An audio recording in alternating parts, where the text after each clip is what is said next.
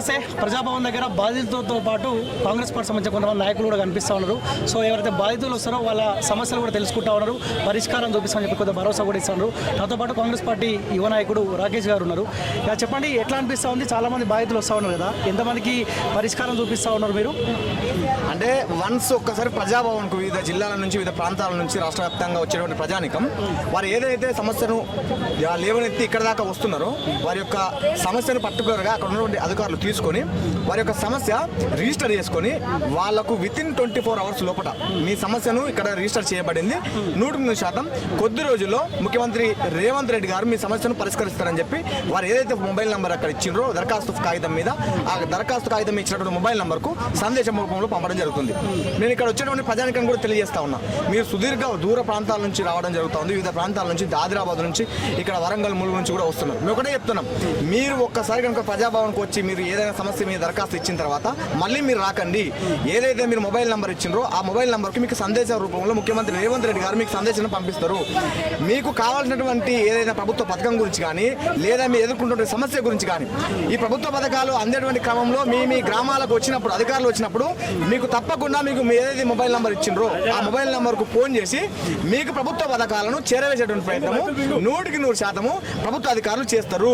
మీరు ఒక్కసారి ఇక్కడ కాగితం ఇచ్చిన తర్వాత మళ్ళీ వ్యయ ప్రయాసాల వరి దూరం నుంచి బర్చాయితులు దండగా వేసుకొని వ్యయ ప్రయాసాలు అనుభవించిన రావాల్సిన అవసరం లేదు.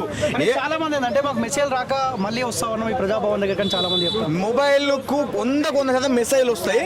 కాకపోతే కొన్ని సందర్భాల్లో వాళ్ళకు సిగ్నల్స్ అందకపోవడం వల్ల లేదా ఫోన్ స్విచ్ ఆఫ్ ఉండడం వల్ల ఆ మెసేజ్ అనేది రాకపోవచ్చు, కానీ 100% మాత్రం వస్తుంది. ఒక్కసారి మీరు కాగితం ఇచ్చిన తర్వాత ఒక 2-3 రోజులు అడిట్ అయినా సరే ఆలస్యం పట్టినా సరే మీకు ఖచ్చితంగా ప్రభుత్వం మీ యొక్క సమస్యను పరిష్కరిస్తున్నటువంటి సందేశాన్ని ఇస్తుంది. మీరు గాబరపడకండి.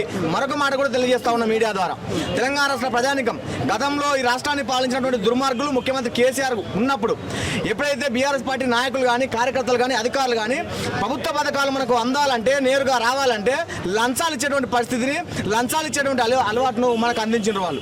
కాంగ్రెస్ పార్టీ ప్రభుత్వంలో మాత్రం ఎట్టి పరిస్థితుల్లో కార్యకర్తల నుంచి మొదలుకుంటే నాయకునికి కానీ ప్రభుత్వ అధికారులకు కానీ ఏ ఒక్క రూపాయి లంచం మీరు ఇవ్వకుండా నిష్పక్షపాతంగా నిజాయితీగా నీతిగా మీకు ప్రభుత్వ పథకాలు నేరుగా మీ ఇంటి గడప తొక్కుతాయనే మాట కూడా కాంగ్రెస్ పార్టీ కార్యకర్తగా మీకు సందేశాన్ని ఇస్తున్నా భరోసా నింపుతానని చెప్పి కూడా ఈ సందర్భంగా మీకు తెలియజేస్తాను. ప్రగతి భవన్లో కేసీఆర్ పేరును చెరిపేసిన మీద కదా మీ పైన కేసు కూడా అయినట్టుంది కదా? అవునన్నా, నేను ఒక మాట చెప్తా. కేసీఆర్ యొక్క పేరు మీద మన్ను కొట్టినందుకే నన్ను సోషల్ మీడియాలో బీఆర్ఎస్ పార్టీ అల్లరి ముఖాలనల్లా లేకపోతే వాళ్ళ కార్యకర్తలన్నా లేకపోతే ఐటీసీలనల్లా విపరీతంగా మాట్లాడిండ్రు, తిట్టిండ్రు. ఒక మనిషిని ఏ విధంగా అయితే బూతులు మాట్లాడొద్దో ఆ బూతులన్నీ నా మీద మాట్లాడిండ్రు, నన్ను తిట్టడం జరిగింది. ఈ సందర్భంగా నేను తెలియజేస్తా ఉన్నా, కేసీఆర్ పేరు మీద మట్టి కొట్టినందుకే మీకు అంత బాధ ఉందన్నా. గడిచిన 9.5 ఏళ్ళుగా 2 పీజీలు 3 పీజీలు PhDలు చేసి మీరు ఇస్తానటువంటి ఉద్యోగాల కోసం ఎదురు చూసి మా జీవితాలన్నింటినీ ఆగం చేసుకొని 30 ఏళ్ళు 35 ఏళ్ళు మరి నరక యాతన అనుభవించాం కదన్నా. మీరు ఉద్యోగం ఇయ్యని ఏడలా మా జీవితాలన్నీ రోడ్డు మీద పడ్డాయన్నా. మరి మా జీవితాల మీద మన్ను కొట్టినటువంటి మిమ్మల్ని ఏమనాలన్నా?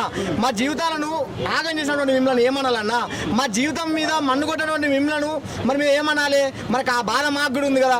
ఆఫ్టర్ ఆల్ పేరు మీద మన్ను కొట్టినందుకే మీకు ఇంత బాధ అవుతుంది. మా జీవితాలను తీసుకొచ్చి రోడ్డు మీద వేసిండ్రు కదా, మరి మా బాధ ఎవరినాలని చెప్పి నేను అడుగుతా ఉన్నా. ఏ ఒక్క విద్యార్థి నిరుద్యోగైనా ఉద్యోగం ఇచ్చిండ్రా? మీరు ఇస్తాన్న ప్రకారం ఇచ్చిండ్రా? సిఆర్ బిస్వాల్ కమిటీ ఏం చెప్పింది? రాష్ట్రంలో 1,92,000 ఉద్యోగాలు ఉన్నాయని చెప్పింది ఖాళీలుగా. మరి అవి భక్తి చేసిండ్రా? చేయలే కదా. లేదు, 2018లో నిరుద్యోగులు ఇస్తా అని చెప్పిండు కదా, ఇయ్యలేదు కదా. ఈ అంశాలన్నింటి మీద మనం మాట్లాడినామన్నా. మరి మా కడుపు కోత ఎవరినాలన్నా, మా బాధ ఎవరినాలన్నా, మా జీవితాల మీద మీ పార్టీ మీ నాయకులు కేసీఆర్ కేటీఆర్ హరీష్ రావు కల్వకుంట్ల కవిత సంతోష్ రావు వీళ్ళంతా కలిసి మా జీవితాల మీద మన్ను కొట్టంగా ఏం లేదు, మా జీవితాలను తీసుకొచ్చి రోడ్డు మీద పడేయంగా ఏం లేదు. కానీ ఆడున్నటువంటి ప్రగతి భవన్ గోడ మీద శిలాపలకమైనటువంటి పేరును జస్ట్ ఇట్లా మన్ను పెట్టి రుద్రం. ఎందుకు రుద్రము? చాలు నాయన, నువ్వు చేసినటువంటి 9.5 ఏళ్ల కొలువు ఇక చాలు. మా జీవితాలను నాశనం చేసినావు. ప్రజలను, విద్యార్థులను, నిరుద్యోగులను, కార్మికులను, కర్షకులను అందరిని తీసుకొని రోడ్డు మీద పాలన చేసినావు కదా. ఇక వద్దు నాయన, నువ్వు ఇంటికి దారిపో. నీ పేరు మాకు కళలు కూడా కనబడద్దు అని చెప్పి ఒక ఆత్మ వేదతో ఆక్రోశంతో ఆవేదనతో మాట్లాడుతుంది తప్ప నీ యొక్క చరిత్రను, నీ దిక్కుమాల చరిత్ర మాకు ఎందుకు? నీ ఉంటే ఎంత ఊడితే నీ చరిత్ర.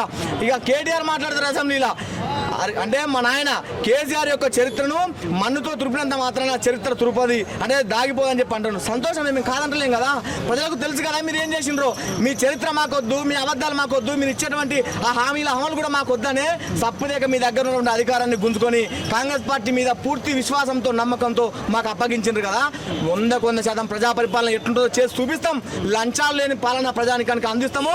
ప్రభుత్వ పథకాల అమలులో కూడా ఏ ఒక్క నాయకునికి రూపాయి చిల్లి గవ్వ లంచం ఇవ్వకుండా ప్రజలను నేరుగా ఎవరైతే అర్హులు ఉన్నారో వారి యొక్క గడపలో వాళ్ళకు ప్రభుత్వ పథకాలను అందించే విధంగా మేము చొరవ తీసుకున్నామనే మాట కూడా ఈ సందర్భంగా నేను తెలియజేస్తాను. కేసు పెట్టినట్టు కదా, కేసులు పెట్టిండ్రు. ఉద్యమ కాలంలో కేసులు ఎదుర్కొన్నాం. 9.5 ఏళ్ల కాలంలో మాకు కావాల్సినటువంటి ముఖ్యంగా విద్యార్థి నిధులకు కావాల్సినటువంటి ఉద్యోగాలు ఇవ్వడం, ఉద్యోగాల భర్తీలో ఆలస్యం అయితే ఎందుకు జరిగిందని చెప్పి అడిగినాం. ఉద్యోగాల నోటిఫికేషన్ ఇచ్చిన తర్వాత ఆ నోటిఫికేషన్లో జరిగినటువంటి తప్పుడును అవకతవకలను ఇవి ఎందుకు జరుగుతుందని చెప్పి అడిగినాము. గ్రూప్ 1 గ్రూప్ 2 ఇట్లా పరీక్షలు ఎందుకు రద్దు అవుతున్నాయని అడిగినాము. అంటే పోటీ పరీక్షల యొక్క పత్రాలు ఇవాళ టీఎస్పీఎస్సీలో భద్రంగా స్ట్రాంగ్ రూమ్లో ఉండాల్సినటువంటి పత్రాలు జిరాక్స్ సెంటర్లో వస్తే కూడా వాటి మీద కూడా మేము ప్రశ్నించాము. అప్పుడు కూడా కేసులు పెట్టిండ్రు, ఎదుర్కొన్నాం. జీవితాలు నాశనం అయిపోయినాయి కదా మీ 9.5 ఏళ్ల పాలనలో. ఇంకా మీరు కేసు పెట్టి ఏం చేస్తారు? మమ్మల్ని ప్రభుత్వ కొలవా ఎట్లయినా మాకు రాకుంటే చేసిండ్రు. కేసులు పెడితే మాకు ఏమవుతుంది? ఎదుర్కొంటాం. ఇటువంటి కేసులు 100 పెట్టండి. ఇక సోషల్ మీడియా మాట్లాడుతున్నా, అరే మీ కాంగ్రెస్ పార్టీ గవర్నమెంట్ పోయిన తర్వాత మాత్రం ఖచ్చితంగా నీకు భూమి మీద మాత్రం నూకలు చెల్తాయి. మళ్ళా కనుక బీఆర్ఎస్ పార్టీ అధికారంలోకి వస్తే నువ్వు ఎక్కడున్నా నేను చంపేద్దామని చెప్పి మాట్లాడుతావు. చంపండి అన్న, ఏం చేస్తాం? చచ్చిపోతాము. ఏం చేస్తాము? మీ ప్రభుత్వాన్ని ప్రశ్నించినందుకు లేదా మీ పార్టీ యొక్క పనితీరు ప్రభుత్వం యొక్క పనితీరు బాగలేదని చెప్పి నొక్కి చెప్పినందుకు మేము సావాలి. సత్య చంపండి. ఇదే మీ పార్టీ మీకు నేర్పించిన సంస్కారం అయితే, ఇదే మీ పార్టీ నేర్పినటువంటి విధానం అయితే చంపండి. మేము చచ్చిపోవడానికి సిద్ధంగా ఉన్నామని చెప్పి కూడా ఈ సందర్భంగా తెలియజేస్తా ఉన్నాం. థ్యాంక్ యూ అన్న.